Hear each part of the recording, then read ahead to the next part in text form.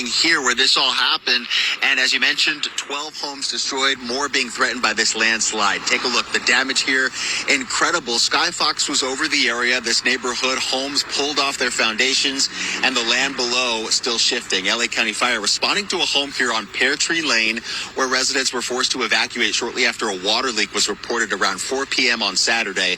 Residents say, at least some of them, they've been hearing cracks under their homes as far back as Thursday. A total of 16 people were evacuated, only given about 20 minutes or so to grab their things and leave, now wondering what's next for the neighborhood and if more damage is on the way. I mean, I'm usually not emotional, but it's our home. And we believe many of these homes will fall into the canyon sooner than later. Shock. As I'm videotaping, and I just cannot believe, I think this is a movie. Utilities were shut off while officials investigated the landslide. Some residents pointing to that ongoing water leak as the cause, although it's still unclear. LA County Supervisor Janice Hahn, who you heard from in that soundbite, she toured the site over the weekend, saying that her office is ready to assist those families. The Red Cross helping to find shelter for anyone who's displaced. Meanwhile, the concern is that more damage, more evacuations could happen as the ground is still moving. Reporting live here in Rolling Hills Estates, I'm Mario Ramirez. Back to you.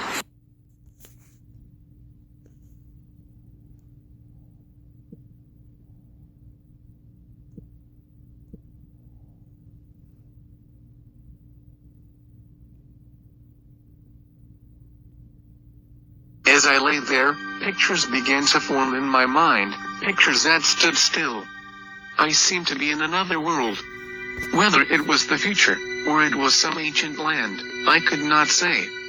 Then slowly, like the silver screen of the talkies, but with color and smell and sound, I seemed to find myself in Los Angeles, but I swear it was much bigger, and buses and odd-shaped cars crowded the city streets.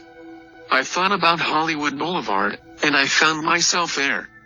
Whether this is true, I do not know, but there were a lot of guys my age with beards and wearing, some of them, earrings. All the girls, some of them kimono, wore real short skirts, and they slouched along, moving like a dance. Yet they seemed familiar. I wondered if I could talk to them, and I said, hello, but they didn't see or hear me. I decided I would look as funny to them as they looked to me. I guess it is something you have to learn. I couldn't do it. I noticed there was a quietness about the air, a kind of stillness. Something else was missing, something that should be there. At first, I couldn't figure it out. I didn't know what it was, then I did. There were no birds. I listened.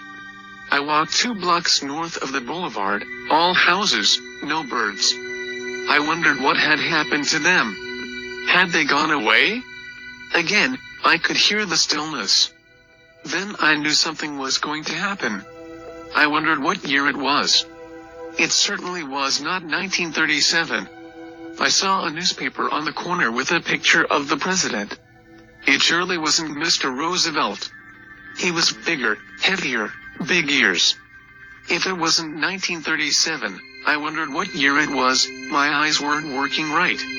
Someone was coming, someone in 1937. It was that darned, fat nurse ready to take my temperature. I woke up. Crazy dream. The next day, gosh, my headache is worse. It is a wonder I didn't get killed on that horse.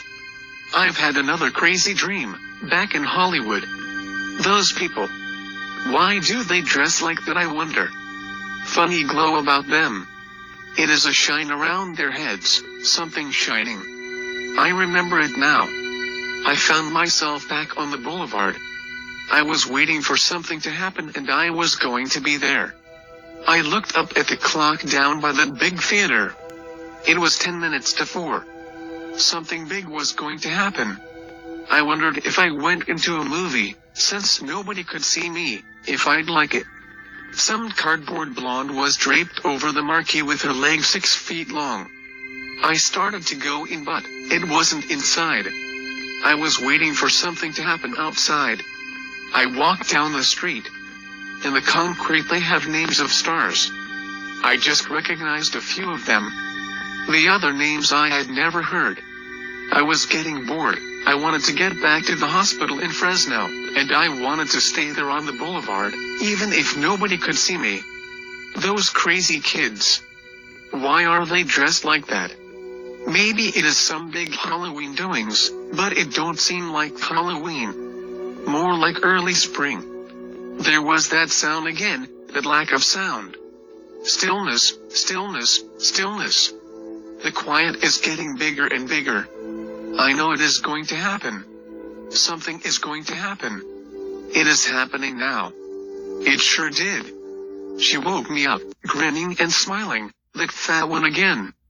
It's time for your milk, kiddo, she says. Gosh, old women of 30 acting like the cat's pajamas. Next time maybe she'll bring hot chocolate. Where have I been? Where haven't I been? I've been to the ends of the earth and back. I've been to the end of the world. There isn't anything left. Not even Fresno, even though I'm lying here right this minute. If only my eyes would get a little clearer so I can write all this down. Nobody will believe me anyway. I'm going back to that last moment on the boulevard. Some sweet kid went past, dragging little boys, twins, I guess, by each hand. Her skirt was up, well, pretty high, and she had a tired look. I thought for a minute I could ask her about the birds, what had happened to them, and then I remembered she hadn't seen me. Her hair was all frowsy, way out all over her head. A lot of them looked like that, but she looked so tired and like she was sorry about something. I guess she was sorry before it happened, because it surely did happen. There was a funny smell. I don't know where it came from. I didn't like it. A smell like sulfur, sulfuric acid, a smell like death. For a minute I thought I was back in chemistry class. When I looked around for the girl, she was gone. I wanted to find her for some reason. It was as if I knew something was going to happen and I could stay with her, help her. She was gone, and I walked half a block, then I saw the clock again. My eyes seemed glued to that clock. I couldn't move. I just waited. It was 5 minutes to 4 on a sunny afternoon. I thought I would stand there looking at that clock forever waiting for something to come. Then, when it came, it was nothing. It was just nothing. It wasn't nearly as hard as the earthquake we had 2 years ago. The ground shook, just an instant. People looked at each other, surprised. Then they laughed. I laughed too. So this was what I had been waiting for. This funny little shake. It meant nothing. I was relieved and I was disappointed. What had I been waiting for? I started back up the boulevard, moving my legs like those kids. How do they do it? I never found out. I felt as if the ground wasn't solid under me, knew I was dreaming, and yet I wasn't dreaming. There was that smell again, coming up from the ocean. I was getting to the 5 and 10 store and I saw the look on the kids' faces. 2 of them were right in front of me coming my way. Let's get out of this place. Let's go back east. He seemed scared. It wasn't as if the sidewalks were trembling, but you couldn't seem to see them. Not with your eyes you couldn't. An old lady had a dog, a little white dog, and she stopped and looked scared, and grabbed him in her arms and said, "Let's go home, Frou-Frou. Mama is going to take you home." That poor lady, hanging on to her dog. I got scared. Real scared. I remembered the girl. She was way down the block probably. I ran and ran, and the ground kept trembling. I couldn't see it. I couldn't see it. But I knew it was trembling. Everybody looked scared. They looked terrible. One young lady just sat down on the sidewalk all doubled up. She kept saying, "Earthquake, it's the earthquake," over and over. But I couldn't see that anything was different. Then, when it came, how it came. Like nothing in God's world. Like nothing. It was like the scream of a siren, long and low, or the scream of a woman I heard having a baby when I was a kid. It was awful. It was as if something, some monster, was pushing up the sidewalks. You felt it long before you saw it, as if the sidewalks wouldn't hold you anymore.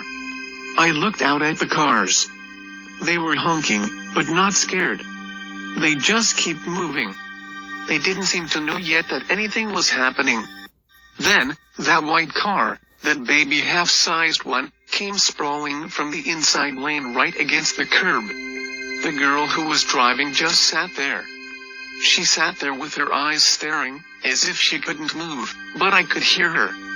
She made funny noises. I watched her, thinking of the other girl. I said that it was a dream and I would wake up.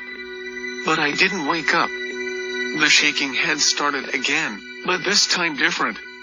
It was a nice shaking, like a cradle being rocked for a minute, and then I saw the middle of the boulevard seem to be breaking in two. The concrete looked as if it were being pushed straight up by some giant shovel. It was breaking in two. That is why the girl's car went out of control. And then a loud sound again, like I've never heard before, then hundreds of sounds, all kinds of sounds. Children, and women, and those crazy guys with earrings. They were all moving, some of them above the sidewalk. I could describe it. They were lifted up. And the waters kept oozing. The cries. God, it was awful. I woke up. I never want to have that dream again. It came again. Like the first time, which was a preview, and all I could remember was that it was the end of the world. I was right back there, all that crying. Right in the middle of it. My eardrums felt as if they were going to burst. Noise everywhere. People falling down, some of them hurt badly. Pieces of buildings, chips, flying in the air. One hit me hard on the side of the face, but I didn't seem to feel it. I wanted to wake up, to get away from this place. It had been fun in the beginning, the first dream, when I kind of knew I was going to dream the end of the world or something. This was terrible. There were older people in cars. Most of the kids were on the street. But those old guys were yelling bloody murder, as if anybody could help them. Nobody could help anybody. It was then I felt myself lifted up. Maybe I had died. I don't know. But I was over the city. It was tilting toward the ocean, like a picnic table. The buildings were holding, better than you could believe. They were holding. They were holding. They were holding. The people saw they were holding and they tried to cling to them or get inside. It was fantastic. Like a building had a will of its own. Everything else breaking around them, and they were holding. I was up over them, looking down. I started to root for them. Hold that line, I said. Hold that line. Hold that line. Hold that line. I wanted to cheer, to shout, to scream. If the buildings held, those buildings on the boulevard, maybe the girl with the two kids, maybe she could get inside. It looked that way for a long time, maybe 3 minutes, and 3 minutes was like forever. He knew they were going to hold, even if the waters kept coming up. Only they didn't. I've never imagined what it would be like for a building to die. A building dies just like a person. It gives way. Some of the bigger ones did just that. They began to crumble, like an old man with palsy, who couldn't take it anymore. They crumbled right down to nothing. And the little ones screamed like mad, over and above the roar of the people. They were mad about dying. But buildings die. I couldn't look anymore at the people. I kept wanting to get higher. Then I seemed to be out of it all, but I could see. I seemed to be up on Big Bear near San Bernardino, but the funny thing was that I could see everywhere. I knew what was happening. The earth seemed to start to tremble again. I could feel it even though I was high up. This time it lasted maybe 12 seconds, and it was gentle. You couldn't believe anything so gentle could cause so much damage. But then I saw the streets of Los Angeles, and everything between the San Bernardino Mountains and Los Angeles. It was still tilting towards the ocean, houses, everything that was left. I could see the big lanes, dozens of big lanes still loaded with cars sliding the same way. Now the ocean was coming in, moving like a huge snake across the land. I wondered how long it was, and I could see the clock, even though I wasn't there on the boulevard. It was 4:29. It had been half an hour. I was glad I couldn't hear the crying anymore. But I could see everything. I could see everything. Then, like looking at a huge map of the world, I could see what was happening on the land and with the people. San Francisco was feeling it, but she was not in any way like Hollywood or Los Angeles. It was moving just like the earthquake movie with Jeanette MC Donald and Gable. I could see all those mountains coming together. I knew it was going to happen to San Francisco. It was going to turn over, it would turn upside down. It went quickly, because of the twisting, I guess. It seemed much faster than Hollywood, but then I wasn't exactly there. I was a long way off. I was a long way off. I shut my eyes for a long time, I guess 10 minutes, and when I opened them I saw Grand Canyon. When I looked at Grand Canyon, the great big gap was closing in, and Boulder Dam was being pushed from underneath. And then, Nevada, and on up to Reno. Way down south, way down. Baja, California. Mexico too. It looked like some volcano down there was erupting, along with everything else. I saw the map of South America, especially Colombia. Another volcano, eruption, shaking violently. I seemed to be seeing a movie of 3 months before the Hollywood earthquake. Venezuela seemed to be having some kind of volcanic activity. Away off in the distance, I could see Japan on a fault, too. It was so far off, not easy to see because I was still on Big Bear Mountain, but it started to go into the sea. I couldn't hear screaming, but I could see the surprised look on their faces. They looked so surprised. Japanese girls are made well, supple, easy, muscles that move well. Pretty, too. But they were all like dolls. It was so far away I could hardly see it. In a minute or two it seemed over. Everybody was gone. There was nobody left. I didn't know time now. I couldn't see a clock. I tried to see the island of Hawaii. I could see huge tidal waves beating against it. The people on the streets were getting wet, and they were scared. But I didn't see anybody go into the sea. I seemed way around the globe. More flooding. Is the world going to be drenched? Constantinople. Black Sea rising. Suez Canal, for some reason seemed to be drying up. Sicily, she doesn't hold. I could see a map. Mount Etna. Mount Etna is shaking. A lot of areas seem to go, but it seemed to be earlier or later. I wasn't sure of time now. England, huge floods but no tidal waves. Water everywhere, but no one was going into the sea. People were frightened and crying. Some places they fell to the streets on their knees and started to pray for the world. I didn't know the English were emotional. Ireland, Scotland, all kinds of churches were crowded, it seemed night and day.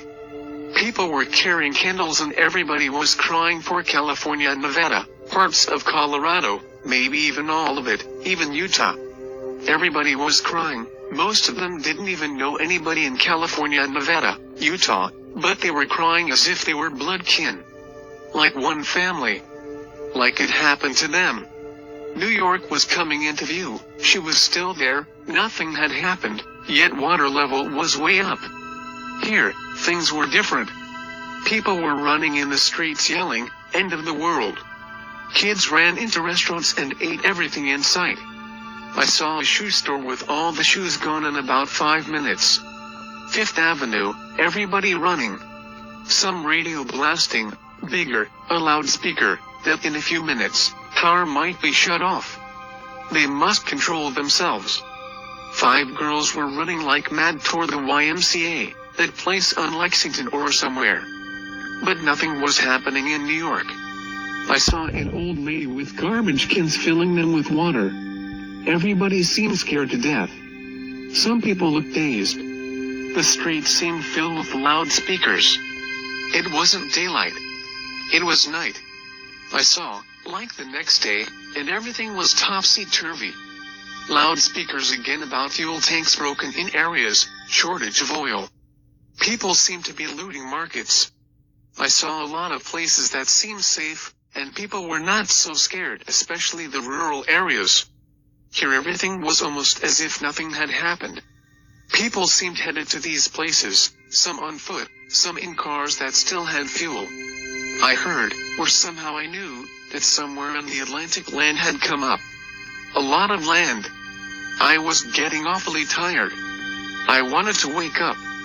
I wanted to go back to the girl, to know where she was, and those two kids.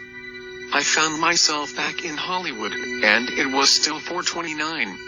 I wasn't up on Big Bear at all, I was perched over Hollywood. I was just there. It seemed perfectly natural in my dream. I could hear now. I could hear someplace, a radio station blasting out, telling people not to panic. They were dying in the streets. There were picture stations with movies, some right in Hollywood. These were carrying on with all the shaking. One fellow in the picture station was a little short guy who should have been scared to death. But he wasn't. He kept shouting and reading instructions. Something about helicopters or planes would go over, some kind of planes, but I knew they couldn't. Things were happening in the atmosphere. The waves were rushing up now. Waves. Such waves. Nightmare waves.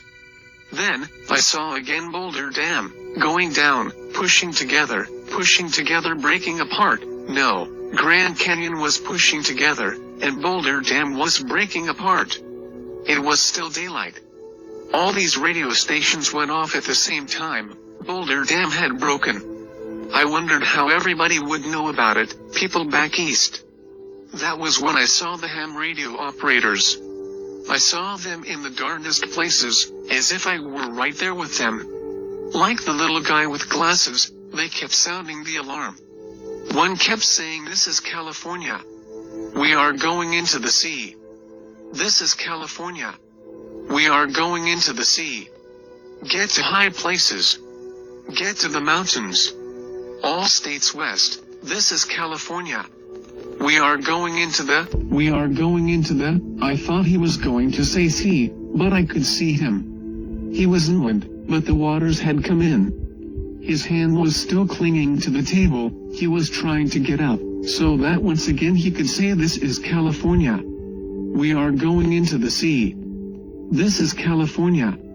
We are going into the sea." I seemed to hear this, over and over, for what seemed hours, just those words. They kept it up until the last minute, all of them calling out, "Get to the mountains. This is California. We are going into the sea." I woke up.